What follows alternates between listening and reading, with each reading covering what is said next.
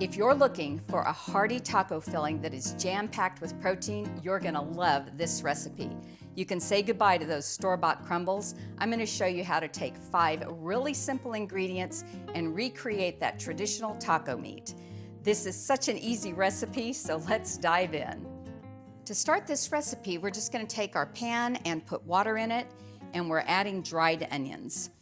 Now, the reason that dried onions work better than fresh onions is because they're going to absorb the flavor from the enchilada sauce and the taco seasoning. They're going to swell and become slightly gelatinous, and this fills the space between the beans and the lentils in this recipe. And this kind of creates a cohesion so the mixture behaves like taco meat instead of like loose beans. One reason that bean tacos fail and fall apart is because everything is the same size.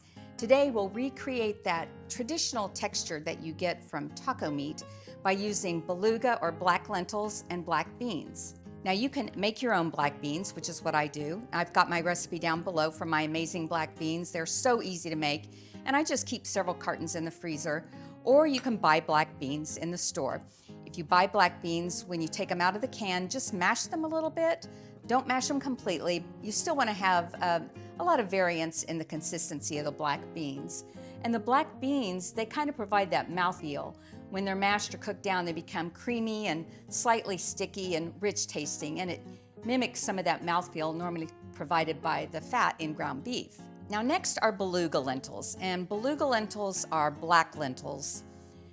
Don't be intimidated by cooking these. Think of it like cooking pasta. You can drain the extra liquid off, and I always make extra because they freeze beautifully. These really mimic a ground meat texture. They're more firm than other lentils, and they hold their shape after cooking. They stay slightly firm, and they have a small, similar size to crumbled ground beef. The onions have absorbed all the water, and now we just need to throw everything in our pan. We'll add our enchilada sauce, and this is my homemade enchilada sauce. I've got the recipe link down below, or you can use your favorite enchilada sauce. We'll add our black beans.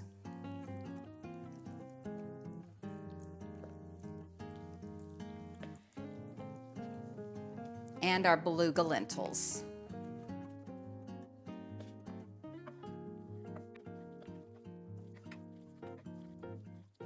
Taco seasoning.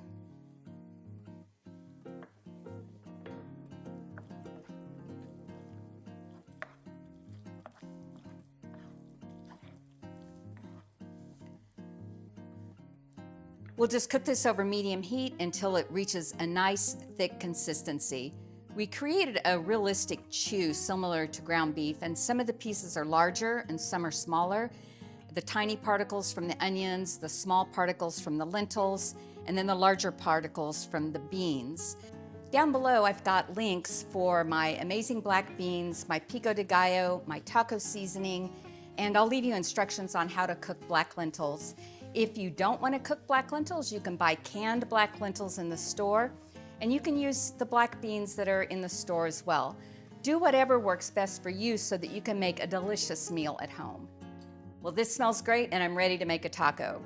I wanted to show you a little trick. When I fill a taco, I use this little tool. Now, my daughter-in-law Sarah gave this to me many, many years ago, back when I ate meat, and I used it as a fish turner.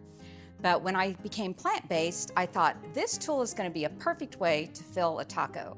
Sometimes when you try to fill a taco shell with a spoon, you end up breaking your taco shell open.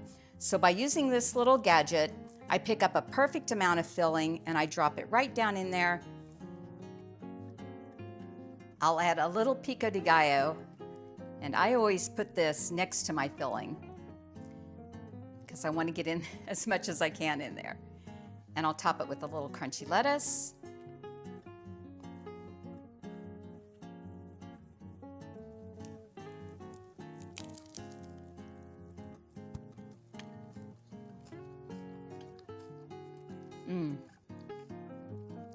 This is crazy delicious. This is proof that with just a few simple pantry ingredients, you can create a fantastic dinner.